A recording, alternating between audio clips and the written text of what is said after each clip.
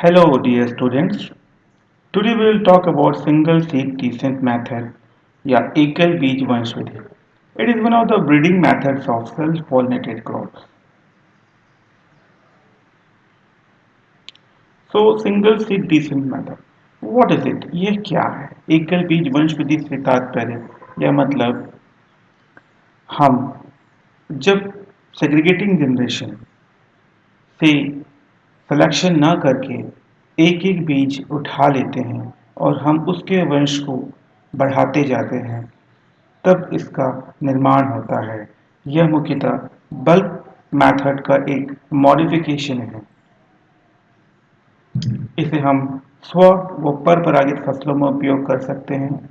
ये एक विधि है जिसमें हम अंतः प्रजनन करते हैं एक सेग्रीगेटिंग पॉपुलेशन का, that is quite conducive to the environment that are not typical.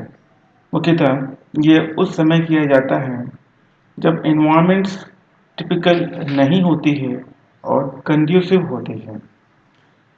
Good news for off-season nurseries.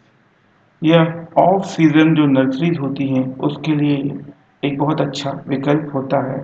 मतलब हम एक मेन सीजन में लगाने के बाद में उन बीजों को एडवांस या बढ़ाने के लिए ऑफ सीजन नर्सरीज में भेजते हैं, जिससे उनकी वंश वृद्धि जल्दी होती है. इसकी अवधारणा गोल्डन ने 1939 में दी थी. उन्होंने एक पेपर प्रेजेंट किया था, problems in plant selection. Plant selection में होने वाली समस्याएं. एक क्वेश्चन किया उन्होंने कि प्लांट ब्रीडर के पास में क्या कोई विजडम है या विल है जिससे वह सामान्यतः एक साथ इनब्रीडिंग या अंतःप्रजनन या चयन कर सके. उन्होंने एक सिस्टम बताया. उस समय तो उन्होंने उसको एसएसडी नहीं कहा, और it resulted from the interest of the plant breeder to rapidly inbreed populations before evoluting land. उन्होंने कहा कि हम एक ऐसा सिस्टम बना सकते हैं जिससे प्लांट ब्रीडर जो है अपने पॉपुलेशन या संततियों को बहुत तेजी से इनब्रीडिंग कर सकते हैं या सेल्फिंग करा सकते हैं बिना उनकी लाइंस का परीक्षण किए. इसको कॉफमैन ने 1961 में ओट्स में प्रपोज किया और द रैंडम मेथड कहा. जॉनसन एंड बर्नार्ड ने सबसे पहले 1962 में सिंगल सीड डिसेंट टर्म का यूज किया पहली बार. ब्रेम ने 1966 में इसे modified pedigree method under field selection कहा. विजन ऑफ गोल्डन की दूरदर्शिता या विजन क्या था? He noted a wheat breeding program could be divided into the development of pure lines from a segregating population and selection among best of those lines. मतलब एक wheat breeding programme में उन्होंने देखा कि हम एक सेग्रीगेटिंग पॉपुलेशन से कई सारे प्योर लाइन्स या शुद्ध वंशक्रमों को अलग कर सकते हैं और उनके बीच में हम चयन कर सकते हैं. उन्होंने जोर दिया कि पेडिग्री मेथड या वंशावली में विधि जो होती है इसे मैं किसे इन्वायरमेंट में ग्रो करे जहाँ जेनेटिक डिफरेंसेस एक्सप्रेस होके आए सिलेक्शन के दौरान, और यह प्रॉबेबली एक ही जनरेशन तक वो लिमिट होता था. इट मीन टू से हम पेडिग्री मेथड में एक ही जनरेशन एक साल में ले पाते हैं. उन्होंने एक विकल्प दिया, his alternative to separate the inbreeding and selecting generation in order to speed up the process. इसके लिए उन्होंने एक विकल्प दिया कि हम इनब्रीडिंग और सिलेक्शन को अलग अलग करें और इससे हम प्रोसेस को स्पीड अप कर सकते हैं. By doing this, the number of progeny grown from a plant in each generation should be one or two only. उन्होंने कहा कि हम जो पौधे लेते हैं उसमें से हम सिर्फ एक या दो को ही प्रोजेनी उगाएं और दो जनरेशन्स को हम एक साल में ग्रीन हाउस की मदद से उगा लें. और उन्होंने इस को प्रपोज किया स्प्रिंग सोन सीरियल व्हीट मेथड प्रपोज किया. इस विधि से उन्होंने F6 जनरेशन को 2 साल में कंप्लीट कर लिया as oppose to F5 years with the pedigree method.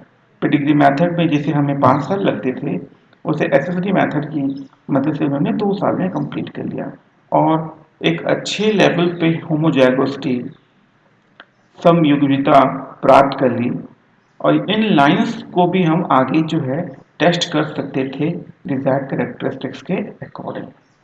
तो आइए देखते हैं सिंगल सीड का जो प्रोसीजर क्या है। जो harvest of having a single seed each plant, हर पौधे से एक बीज को हार्वेस्ट करना है।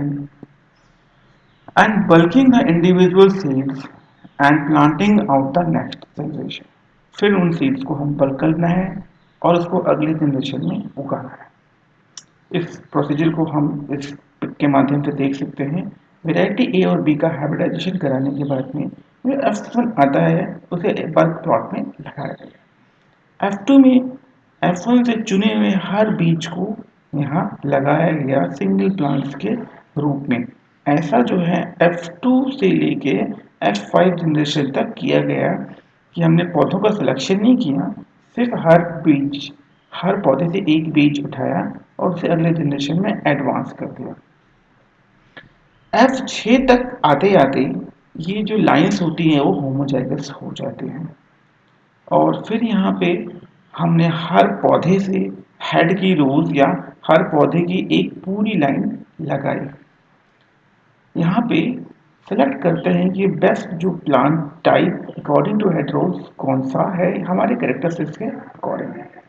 सिलेक्टेड लाइंस जो होती हैं उसको अगली जनरेशन में प्राथमिक उपज परीक्षण या पीवाईटी या प्रिलिमिनरी यील्ड ट्रायल में चेक्स के साथ में लगाया जाता है और फिर अगली जनरेशन में उन्हें एडवांस करके coordinated yield trial multi location trial में F8 से F10 जनरेशन तक यील्ड एडवांटेज के लिए टेस्ट किया जाता है और फर्दर जो है प्योर लाइन जैसी वेराइटीज हम रिलीज कर पाते हैं डिफरेंट कैरेक्टरिस्टिक्स के अकॉर्डिंग। ये सारी चीज़ें हम थोड़ा और यहाँ पे चर्चा करेंगे। क्रॉस बनाया F1 में, सीजन 1 में F2 प्लांट्स को नॉर्मल कंडीशन में लगाया और हर से एक F3 सीड हर F2 प्लांट से लिया और उनकी सीड्स को बल्क किया। साथ में ब्रिम ने सजेस्ट किया कि एक रिजर्व सैंपल, 1 से 2 सीड का हम रिजर्व सैंपल रखें और इसको उन्होंने सोयाबीन में यूज़ किया। एक सीड्स को हम प्लांट करें और एक दो को रिजर्व में रखें। सीजन 2 में उनको F3 सीड्स को बल्क किया और प्लांट किया और एक F4 सीड्स को हार्वेस्ट किया हर F3 प्लांट से और उनको बल्क किया। रिजर्व सैंपल को रखा गया। सीजन 3 में सेम प्रोसीजर को रिपीट किया गया। सीजन 4 आता है तो बल्क सीड्स और जो F5 सीड्स होते हैं इसको इंडिविजुअली हमने हार्वेस्ट किया, सेपरेट किया। सीजन 5 में F5 डिराइव जो F6 लाइंस होती हैं उनको हम उगाते हैं और वहाँ पे हम सिलेक्शन करते हैं, पंक्ति में करते हैं और हार्वेस्ट करते हैं जो सिलेक्टेड रोज होती हैं बल्क में। सीजन 6 में इनकी टेस्टिंग की जाती है जो F5 डिराइव्ड लाइंस होती हैं। तो इस तरीके से हम देखते हैं कि जो सच्चाई में पॉपुलेशन साइज डिक्रीज होती है हर जनरेशन में, कारण कई हो सकते हैं कि जर्मिनेशन की कमी हो सकती है या सीड सेट नहीं हो सकता है। तो यदि आपको 200 F4 प्लांट चाहिए हैं और 70% ऑफ जो सीड्स जो हर जनरेशन प्रोड्यूस करता है वो एक सीड प्रोड्यूस करेगा। यदि हम इसको पीछे जाके देखते हैं तो F2 जनरेशन में अगर हमें और यदि हमको 584 F2 प्लांट्स लगाने हैं, 584 अगर हम F2 प्लांट्स लगाते हैं तब हमको 200 F4 प्लांट मिलेंगे। तो ये आप कह सकते हैं कि कम क्यूमुलेटिव जो है इसकी फ्रीक्वेंसी घटती जाती है, तो ये मैन्युअली जो है वो नेचुरल सिलेक्शन की वजह से होता है।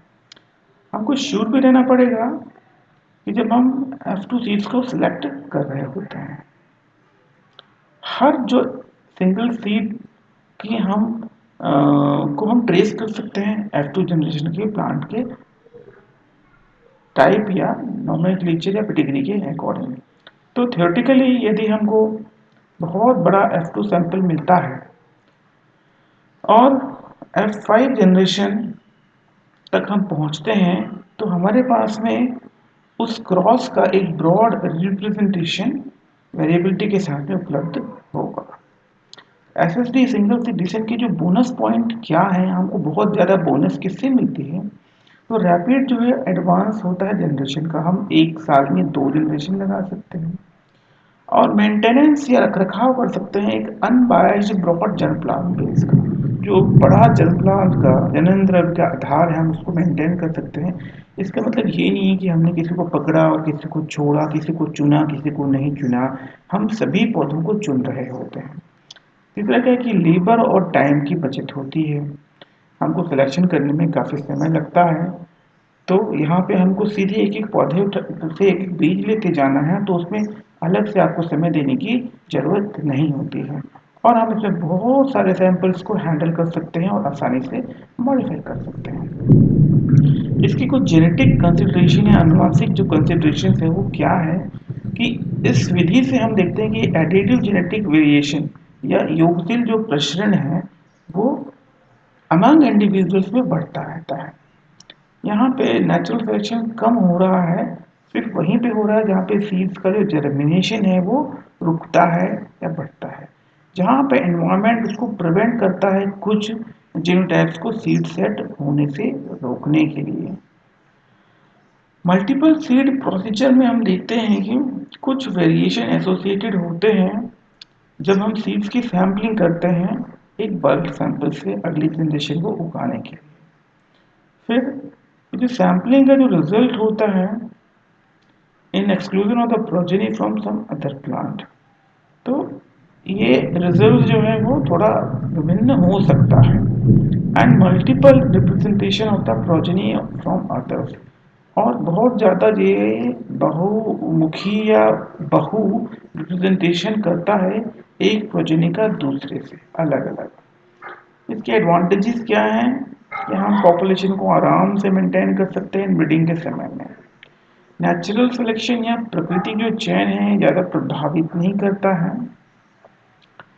ना। Well suited to off season nursery and growing in real season we can say an off season nursery. Large number of process को हम एवेलुएट कर सकते हैं। कन्वीनियंट मेथड है, खर्चीली कम है और समय की बचत करते हैं। सबसे इम्पोर्टेंट, हमको रिकॉर्ड ज़्यादा मेंटेन करने की यहाँ पे ज़रूरत नहीं होती है। हालांकि कुछ डिसएडवांटेजेस भी होते हैं, जैसे सिलेक्शन जो होता है वो इंडिविजुअल फिनोटाइप के भी बेस्ड होता है, हम उसकी प्रोजेनी परफॉर्मेंस नहीं देखते। नेचुरल सिलेक्शन जो है वो प्रभावी नहीं होता है पॉजिटिव मैनर में। फिर जो फ्रीक्वेंसी ऑफ जो डिजायरेबल जीनोटाइप्स होती है वो इसमें कम होती है और identity of superior F2 plant को हम मेंटेन नहीं कर सकते। So that is a brief discussion about single seed decision method. Thank you.